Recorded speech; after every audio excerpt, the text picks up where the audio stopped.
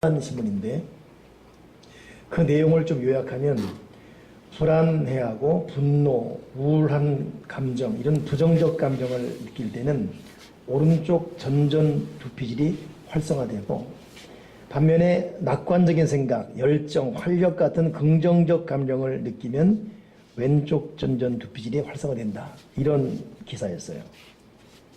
내 처지에 화가 나고 다 때려치우고 싶다는 생각이 들 때 도리어 주변에서 감사할 일을 스스로 3가지 꼽아봐서 하나, 둘, 셋 이렇게 생각하면 순간 마음이 맑아지는 것은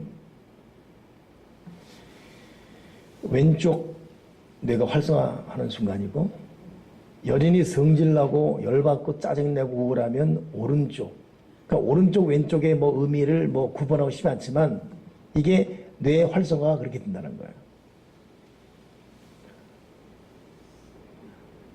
오른손을 드시고 다 같이 절 따라서 내가 성질내면 얘가 지금 활동하는구나. 반대로 내가 감사하고 긍정적 마음 가지면 이쪽이 발달하는구나. 희한하게 운동하는 사람들이 오른쪽이 발달돼 있어요. 그리고 논리, 과학적, 추진력, 추리력, 이것은 왼쪽인데, 그거 참 뇌의 어떤 그 자리매김은 우리가 일일이 따질 수 없지만 그렇게 구분되어 있다는 겁니다. 그래서 화가 나고 스트레스가 막 쌓일 때 도리어 감사를 하게 되면 리셋, 즉 머릿속의 뇌를 재설정하는 효과가 있다. 그런 논리의 기사였어요. 감사는 두려움을 없애고 적극적이며 열정적이고 또 다른 사람과 정상적인 교감 활동을 활발하게 해줘서 마치 승리한 것 같은, 또 감정의 선한 순환을 만들어내는 행복지수가 높아진다는 거예요. 그러면서 이 사람이 특이한 내용이 뭐냐면, 성경에 나오는 범사에 감사라. 이 사람이 예수 믿는 사람이 아니었거든요. 기독교인이 아님에도 불구하고 이 범사에 감사라, 이것은 기독교인만이 아니라 보통 일반인 모두가 반드시 마음속에 암송해야 될 구분이다. 이 범사에 감사라는 성경적 말에는 과학적 논리가 분명히 숨어 있다. 이렇게 고백하고 있는 거예요.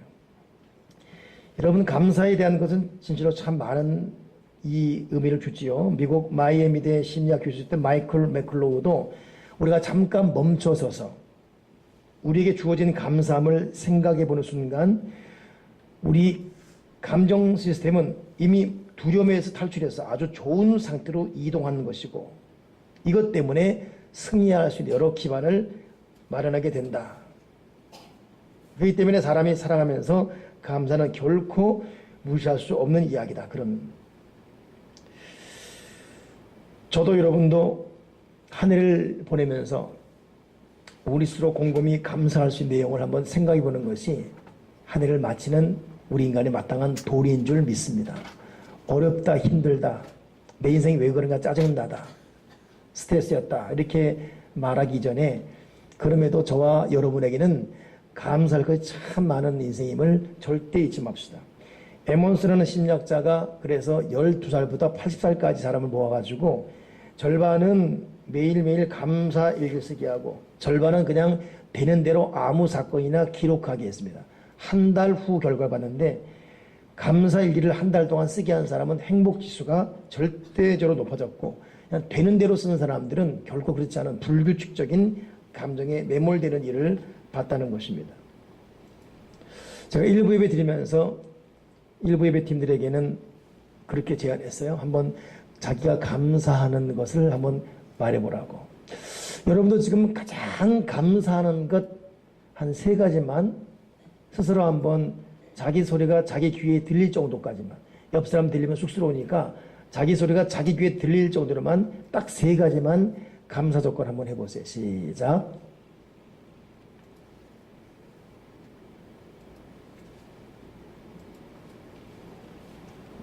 세 가지는 나름대로 할 수가 있어요. 근데 7가지, 10가지 가게 되면 점점 한계예요. 그러다 보니까 일부 예배 때 어느 분은 팔다리가 있는 것, 머리가 있는 것, 걸을 수 있는 것, 근데 희한한 것은 이것저것 다 끄집어들여서 하나부터 10, 20, 100 이렇게 진행될 경우 그걸 생각해내고 끄집어내고 상상하고 입으로 고백하는 순간 진짜 자기가 얼마나 감사한 존재인지가 이 속에서 터져 나온다는 것입니다. 우리 하나님 은혜로 살아왔습니다. 돈도 없었고 어려웠었고 혼자 가슴앓이하며 울 일도 많았습니다. 말 그대로 사건 사고도 개인적으로 많았고 그럼에도 불구하고 하나씩 하나씩 내 입술로 감사를 끄집어내고 표현한다면 아 그렇구나. 내가 참 감사할 것이 많은 사람이지. 저도 어제 밤늦게 설교 준비를 마치면서 내 스스로 한번 적용해 봤어요. 나는 도대체 감사할 것이 무엇인가? 첫째 감사. 그렇지. 둘째, 맞아. 셋째, 그렇지. 그러다 보니까 순간 어려웠던 어제의 어떤 일들 또 그저께 그다음 그전 일들이 순식간에 아무것도 아닌 거예요. 아무것도 아닌 거예요. 내가 느끼는 감사를 생각해 보는 순간 그 곤고함, 그 순간의 어려움 아무것도 아니었습니다. 그렇지. 이거 해결됐구나. 저거 있었구나. 그렇지. 여러분 감사를 통해서 억지로도 감사를 끄집어내고 내 머릿속에 딱 리셋시키는 그 순간 내가 진실로 얼마나 감사한 존재인지를 느낄 수 있는 특히 2015년 보내면서 오늘, 내일, 모레 글비 4일 남았습니다. 분주하게 할 것도 많고 마무리할 일도 많고 또 돌아보면 인간적으로 볼 때는 참 이게 뭔가 싶은 허탈함이 있을 수 있겠지요. 그러나 그럼에도 불구하고 4일 동안 하나님 앞에 하나님 이런 것 저런 것 참 감사했습니다라고 억지로라도 감사를 끄집어낼 수 있는 저와 여러분 되기를 꼭 부탁을 드립니다. 세상에는 여러 이 히트를 친 그림이 많지만은 농부 하나가 허름한 식탁에서 마른 떡 하나 앞에 놓고 감사하기도 하는 것. 이거 여러분 최고의 그림 중에 하나 아니겠습니까? 감사는 하나님을 영원롭게 하고 감사는 저와 여러분의 마땅한 도리고 특히 한 해를 마치는 이 시간, 이 시점에는 분주함과 또 못 이룬 아쉬움 내려놓고 하나님 그럼에도 불구하고 감사합니다. 감사합니다. 그렇게 고백할 수 있는 저와 여러분이 꼭 되길 바랍니다. 두 번째 감사와 함께 우리가 잊어서는 안 될 것이 제가 오늘 주보에도 기록해놨지만 감사 그리고 콤마 회개 해놨거든요. 회개. 이 회개라는 것을 제가 국어사전 찾아보니까 죄스러운 생활 태도에서 탈피해서 신께 귀하는 일 이렇게 국어적 낱말로 일반화시켜 놨습니다. 희한한 것은 그 국어사전임에도 그 밑에 어떻게 기록했냐 하면 기독교적 의미에서는 회개라는 것은 이제까지 잘못을 뉘우치는 것과 적극적으로 선을 행하는 것을 말한다. 그러면서 회개를 구약 성경에서는 기독교인들이 낙함 그래서 뉘우친다와 휴브 그래서 돌아선다라고 말한다. 신약 성경에서는 메타노니아 그래서 마음의 변화와 에피스테르페에서 행동의 변화를 말한다. 저는 일반 국어사전에서 이런 기독교적 용어를 보면서 놀랐어요. 정리해 보니까 회개라는 것은 죄스러운 생활 태도에서 하나님께 돌아가는 건데 회개는 마음으로 뉘우치고 돌아서는 것. 회개는 마음의 변화와 행동의 변화가 회개다. 우리가 감사와 회개는 같이 가야 됩니다.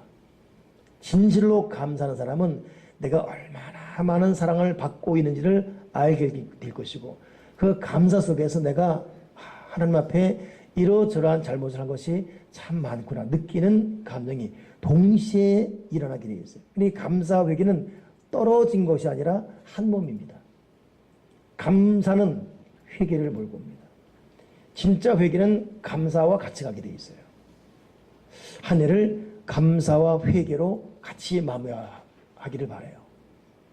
어제는 저희 교회 셀 리더들과 함께 셀 리더 송년회를 했습니다. 그래서 히말라야 영화를 관람하고 또 저녁 식사를 같이 하고 또 카페에 들어가서 커피를 마시면서 그동안 수고를 나누었지요.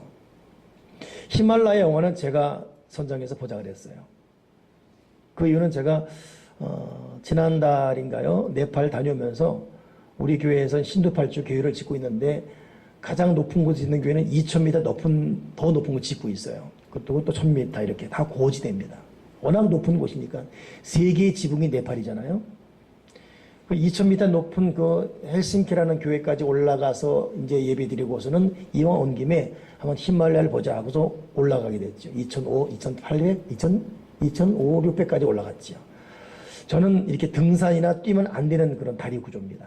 걷는 것까지만. 근데 명색이 히말라야인데 어떻게 그냥 가겠어요? 그래서 올라갔죠. 너무 좋았어요. 그리고 그 다음날 거의 죽음 상태. 동행에 또 허목사님이 저를 끌고 내려왔으니까. 원래는 3000m까지 올라가기로 했는데 도저히 안 됐어요. 그래서 내려왔어요. 근데 그러면서 꿈이 생겼어요. 내 평생 히말라야를 정상적으로 등정하리라. 네, 새로운 목표를. 그래서 기도하고 관절 운동하고 해서 올라가겠다. 히말라야 여러분 최정상 에베레스트가 8,000 거의 9,000m 되잖아요. 근데 우리들이 갈 수 있는 데는 5,500m까지입니다. 안나푸라나 정상 거기까지입니다. 5,500 이상부터는 전문 산악인만 출입할 수 있어요. 그것도 7명이 한 조, 7인 1조가 돼야 되고 그것도 1억 2천만 원의 입장료 내야 됩니다. 그걸 절대 아무나 못 가요. 7인 1조가 전문 산악인이 1억 2천만 원의 돈을 갖고 저희들은 그냥 2명 가고 3명 가면 마음대로인데 5,500m까지 가요. 근데 5,500m 가게 되면 볼 수 있는 것이 뭐냐면 황금산을 볼 수가 있어요. 제가 우리 홈페이지도 올려놓은 거 보셨나 모르겠습니다. 새벽 4시 해가 뜨는 그 순간 그 얼음산이 갑자기 황금산이 되어버려요. 이곳이 찬란해졌어요. 순간 그리고 다시 또 은빛으로 바뀌어버려요. 그 광경 앞에 다 눈물 흘리게 됩니다. 이 찬란한 하나님의 창조 세계 앞에 저 밑에서 뭐 이렇게 서로 잘났다고 먹고 살고 지지고복 싸웠는지 강팍한 마음을 가진 사람도 회개 안 돼요. 제 꿈이 전문 산악인 아니니까 안나푸라 거기까지 올라가라는 거. 우리 교들 저와 함께 올라갑시다. 신볼 8쪽에 지어지고 있는 교회도 볼 겸 올라갑시다. 5,500m. 그래서 제가 이번에 히말라야를 본다고 하는 그 순간에 얼마나 기대가 됐겠어요? 가서 봤지요. 그 히말라야 영화는 여러분 어몽길 대장 아시죠? 저는 우리나라 대표적 고상돈 씨 에베레스트 정상 정복이라는 말은 안 쓴대요. 감히 무슨 정복을 인간은 정복하지 않고 잠시 갔다가 내려온다고 그러잖아요. 근데 그분 산에서 죽었어요. 또 하나가 어몽길 씨 않습니까? 여러 등좌를 정복한 그런 그분. 근데 그 영화 내용은 같이 키웠던 제자 후배 박무태라는 사람이 등산을 했다가 그 산에서 죽는 거예요. 정상 정복하고 올라갔다가 내려오다가 죽는. 어몽길 씨는 이미 발가락이 뭉그러지고 다리 쪽 한 뼈가 잘라져 나가서 불굽니다 거의. 그래서 산은 이제 그만 은퇴한 사람이죠. 자, 교수로 있는 분인데 그만 자기 제자가 박무태가 올라갔다가 죽은 걸 들은 거예요. 그래서 영화의 내용은 실제 바탕을 했으니까 제자 찾으러 가는 거죠. 결국 갔는데 물론 시신을 발견했지만 못 내려옵니다. 그 과정 가운데 웃고 우는 그런 감동적인. 제가 영화를 본 다음에 우리 셀리더들에게 물었어요. 가장 감동적인 대사가 무엇이었습니까? 했더니 이 어몽길 씨가 그 박무태 제자의 얼굴을 만지고 왜 이렇게 딱딱해? 너 왜 여기 있냐면서 우는 장면 나와요. 왜 이렇게 얼굴이 딱딱하니? 뭐 그 이야기. 또 코믹한 이제 또 대사를 소개한 어느 교인은 야 박무태가 죽으면서 자기 부인 사진 보면서 사랑한다 하는 거 보니까 아들 놈은 키울 필요 없다고 자기 부인밖에 모른다고 그렇게 말한다는 사람도 있고 뭐 저는 개인적으로 제일 감동적인 것이 이 어몽길 씨가 이 박무태를 찾으러 갔다가 산사태 때문에 그냥 막 나뒹굴어요. 죽을 뻔하죠. 눈속에 파묻혀버립니다. 겨우 끄집어내요. 대장 괜찮냐고, 엄대장 괜찮냐고, 괜찮아. 빨리 올라가자고 해요. 근데 그 순간 이 엄대장 하는 말이 뭐냐면 나 너무 지쳤어. 나 너무 지쳤어. 저는 그 대사 앞에 그냥 정말 제 옆에 교인이 없었다면 울었을 텐데 억지로 울어 삼켰네요. 그 고백을 했거든요. 그랬더니 교인들이 돌아와서 맞아요. 목사님 지쳤어요. 그러더라고요. 나는 그런 뜻이 전혀 안 돼. 정반대로 말하는 거예요. 저는 그 엄대장이 난 지쳤어 했을 때 내가 왜 마음이 확 이렇게 통곡이 될 뻔했냐면 나는 안 지쳤거든요. 난 쌩쌩해요. 엄대장은 등산 하나로서 올인하면서 발가락이 문드러지고 후배 때문에 왔지만 더 이상 올라갈 수 없는 다리 상태고 나 지쳤어. 그 말 한마디에 이 사람이 어떻게 살아왔는지 등산가로서 그들 말로는 산쟁이로서 어떻게 살아왔는지가 그 문장에 다 담겨 있는 거예요. 나 지쳤어. 저도 지쳐야 되거든요. 목사로서 지쳤어. 정말 기도하다가 지쳤고 말씀이다가 지쳤고 목사로서 경건하고 거룩하고 순결하게 살다가 지쳤고 성도를 섬기며 사랑하며 살다가 지쳤고 나 지쳤어. 이렇게 말이 나와야 되는데 쌩쌩하단 말이에요. 이렇게 쌩쌩하게 살다가 죽으면 안 되지 않습니까? 여러분 지쳤습니까? 쌩쌩합니까? 우리도 어몽길 씨처럼 자기에게 주어진 이 미션, 자기에게 준 이 사명, 하나님이 내 마음을 울리며 준 이 내 임무, 이거 감당하느라 자기는 머리 던진 말, 나 지쳤어. 이렇게 할 수 있는 삶을 살아야 되지 않겠습니까? 항상 게으르고 항상 일 미루고 항상 대강대강이고 도대체 이러다가 그냥 나이만 들어가고 우리 지쳐야 되지 않겠습니까? 제가 서울대 근처에 관악구 쪽에 어느 그 저녁 레스토랑에 들어갔다가 한 7, 8명 되는 청년들이 들어왔어요. 그런가 보다 했죠. 근데 아이들 대화가 예상치 않은 거예요. 보니까 서울대 애들이에요. 수업 마치고 도서관 하다가 저녁 먹으러 나온 거예요. 근데 나이들은 25, 24대 보이는데, 이 논리라는 게, 이 표현이라는 게 보통 그 나이 때 들을 수 없는 표현력이에요. 역시 네 애들은 서울대 애들이구나. 근데 공통적으로 애들이 얼굴이 허해요. 눈은 살아있는데 얼굴이 허해요. 딱 느껴지는 게 얼굴에 핏빛이 없고 그냥 도서관에서 공부하는 거예요. 공부하고 노력하고 연구하고 그리고 밥 먹을 때니까 나와서 또 그 공부한 얘기 손 나누며 얘기하고 야 얘들은 얼굴 때깔이 이렇네. 그 중간에 제가 키웠던 이렇게 가르쳤던 제자 중에 하나가 이제 이대에 들어간 애인데 고3 때 제가 그때 전도사였죠. 교회에 있다가 나오는데 만나는 거예요. 너 도성 갔다 오니? 네. 그때 밤 11시. 전사님, 저 너무 힘들어요. 근데 고3으로서 최선을 다해 공부한 거예요. 최선을 다해 공부하고, 최선을 다해 시간, 그 마지막 시험 볼 때까지 노력하고, 그리고 의지하는 전사가 만난 순간 자기도 뭐 툭 나온 말이, 전사, 저 힘들어요. 힘들지. 어떡하니? 그냥요, 됐어요. 이 말만 하고 싶었어요. 그러고 들어가는 거예요. 물론 그리고 일이 들어갔어요. 그 나이에 맞게, 그 신분에 맞게, 그 직분에 맞게 최선을 다하는 사람들이 요소 있습니다. 정말 그들은 지쳤습니다. 그들은 나 힘들어요. 우리가 여러분 어떤 사명을 받았는지 하나님 앞에 어떻게 부르심 받았는지 우리도 그 일에 올인하며 지쳐야 되고 힘들어야 되고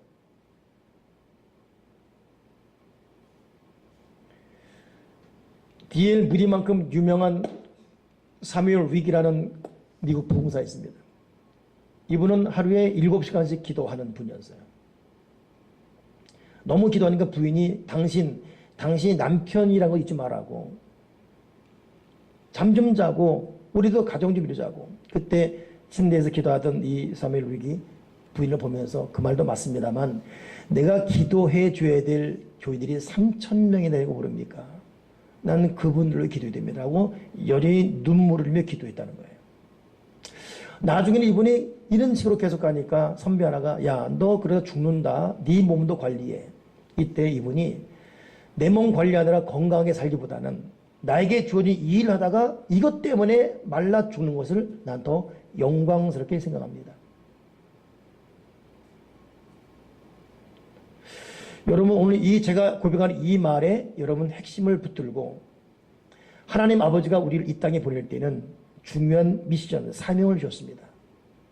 이걸 제대로 깨닫게 도와주시고 이 사실 앞에 나의 마음과 몸을 드리게 도와 주시옵소서.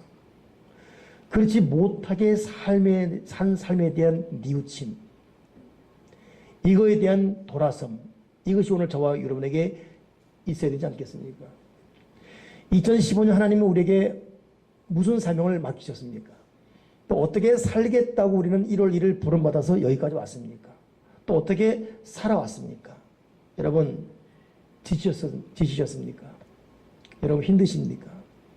우리 그래야 되는데 그러지 못했다면 나를 부르신 그분 앞에, 오늘 성경 본문에도 포도원 지기를 찾아온 주인이 내가 3년을 기다렸는데 지금도 열매가 없구나. 이 모든 걸 다 잘라버려야 되겠다. 이때 이 포도원 지기가 한 번만 더 참아주십시오. 다시 땅을 파고 거름을 줘서 그리고 열매 맺게 하겠습니다. 그때도 여의치 않으면 그때 정리하십시오. 오늘 저와 여러분은 포도원 지기 같은 심령으로 하나님 앞에 서 있어야 됩니다. 하나님 한 번만 더 참아주십시오. 그리고 나에게 한 번 더 기회 주셔서 다시금 내가 계획하고 도전하고 노력하게 도와주시옵소서. 오늘 감사와 회개와 함께 같이 가야 될 사실이라고 뭡니까? 그것이 결단입니다. 신앙은 한마디로 결단이라는 말로 표현할 수 있는데, 신앙인은 하나님을 향해서 예수님을 위해서 결단하는 사람입니다. 결단이란 말은 이것을 택하기 위해서 저것은 버려야 하는 것을 말합니다. 폼페이의 마지막 최후라는 그 영화 보게 되면 땅이 진동되고 꺼지고 연기가 터지고 막 아우르스달 장입니다. 다른 사람이 준비 없이 죽어가는 거예요. 그때 천신만고인데 남편의 도움받아서 빠져나온 여인, 남편과 함께 막 길 나갑니다. 나가다가 갑자기 남편을 딱 치는 거예요. 그러면 쓰는 거예요. 잠깐 집에 가야 된다고. 이유는 뭐냐 했더니 집에 남겨놓은 그 자기들의 가보, 이거 가져와야 된다고. 지금 그게 중요한 게 아니에요. 지금은 여기를 벗어나야 되는 것이고 저 앞을 향해 뛰어가야 된다고. 이 여인은 그러지 못해요. 아니라고. 잠깐 기다리라고. 다시 돌이키는 거예요. 집을 향해 들어가는 그 순간 집이 무너져 한 번에 죽어버립니다. 여러분, 결단은 보물, 가보, 그 어떤 것도 필요하고 그 미지의 세계를 향해서 나아가는 것이 결단입니다. 여전히 미련 갖고 있고 자기의 취미와 자기의 유익을 위해 여전히 뒤에 묶여 있는 사람은 결코 하나님의 부르심 앞에 결단하며 나아갈 수가 없는 것이죠. 그러기에 여러분, 정말 감사하다 보니까 내가 얼마나 회개할 것이 많은 사람인지, 감사하고 회개하다 보니까 내가 이제는 결단해야지. 이 세 개가 동시에, 이걸 성경에서는 회심 그래요. 감사, 회개, 결단, 이것은 회심, 순식간에 임하는 것입니다. 2015년 오늘 송년주를 보내고 올라수목 4일 남은 2015년, 그리고 우리에게는 새로운 2016년이 시작됩니다. 어떤 마음과 어떤 자세로 2016년을 맞이해야 되겠습니까? 깊은 감사.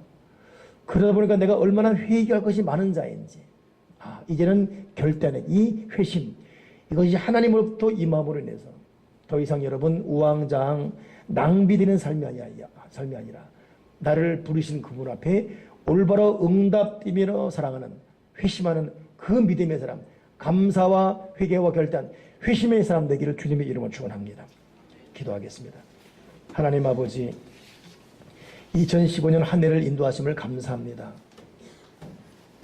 불평하고 원망하고 짜증내고 이게 뭔가라는 허탈한 속에 살아왔지만, 그럼에도 내가 억지로라도 입을 벌려 표현하면서 생각을 동원해 마음속에 있는 감사를 끄집어내면서 감사하면서 진짜 감사가 나오게 하시고, 진짜 감사하다 보니까 내가 얼마나 회개할 것이 많은 자인지 돌이키게 도와주시고, 이런 가운데 진실로 결단하는 회심의 역사가 일어나게 도와주셔서 2015년을 예수님의 이름 거룩한 보혈로 회심하고 2016년을 성령으로 시작하는 우리 모두가 되어지게 도와 주시옵소서. 주 예수 그리스도 이름으로 기도드리옵나이다. 아멘. 이 시간 정성스럽게 준비한 예물을 하나님께 드리며 다 함께 기쁨으로 찬양하시겠습니다.